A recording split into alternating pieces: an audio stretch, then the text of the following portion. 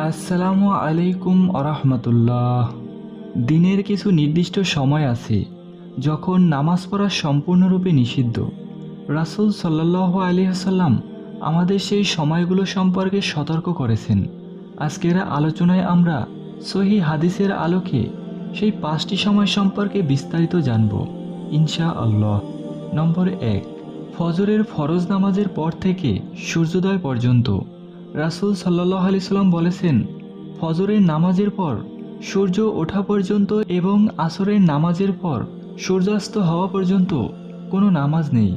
অর্থাৎ ফজরের ফরজ নামাজ আদায়ের পর থেকে সূর্য ওঠা পর্যন্ত কোনো নফল নামাজ পড়া বৈধ নয়।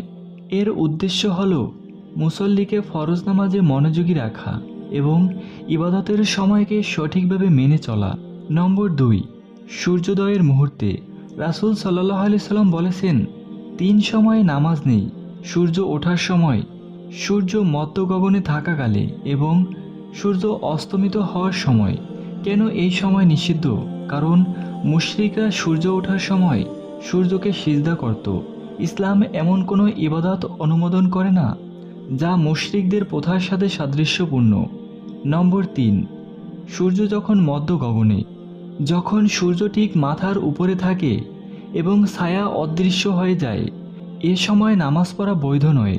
রাসূল সাল্লাল্লাহু আলাইহি সাল্লাম বলেছেন, যখন সূর্য মধ্য গগনে থাকে তখন নামাজ বন্ধ রাখো যতক্ষণ না সূর্য পশ্চিম দিকে হেলে যায়।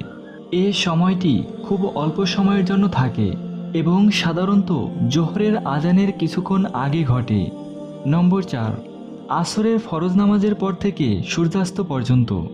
রাসূল সাল্লাল্লাহু আলাইহি সাল্লাম বলেছেন, আসরের নামাজের পর সূর্য অস্ত না যাওয়া পর্যন্ত কোনো নামাজ নেই। এর উদ্দেশ্য হল ফরজ নামাজের প্রতি মনোযোগ বৃদ্ধি করা এবং সময়ের সঠিক ব্যবহার নিশ্চিত করা। মুসল্লিদের শেখানো হয়েছে, ফরজ নামাজ শেষে ইচ্ছামতো নফল আদায়ের পরিবর্তে আল্লাহর জিকির এবং দোয়ার দিকে মনোযোগী হও। নম্বর 5, সূর্যাস্তের মুহূর্তে। রাসূল সাল্লাল্লাহু আলাইহি সাল্লাম বলেছেন, সূর্য যখন অস্ত যায় তখন নামাজ পড়ো না, কারণ মুশরিকরা সূর্যাস্তের সময় সূর্যকে সিজদা করত। ইসলাম চায় মুসল্লিরা আল্লাহর ইবাদত করবে এমন সময়ে যা মুশরিকদের কোনো কর্মপদ্ধতির সাথে মিলে না থাকে।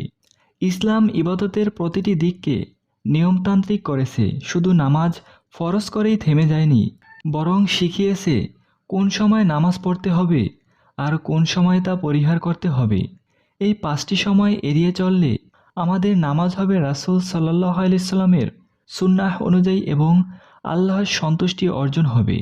প্রিয় দর্শক, ভিডিওটি উপকারী মনে হলে শেয়ার করুন এবং ইসলাম সম্পর্কে সঠিক জ্ঞান ছড়িয়ে দিন। ইসলামের আলো ছড়িয়ে দিতে আমাদের চ্যানেলটি সাবস্ক্রাইব করুন।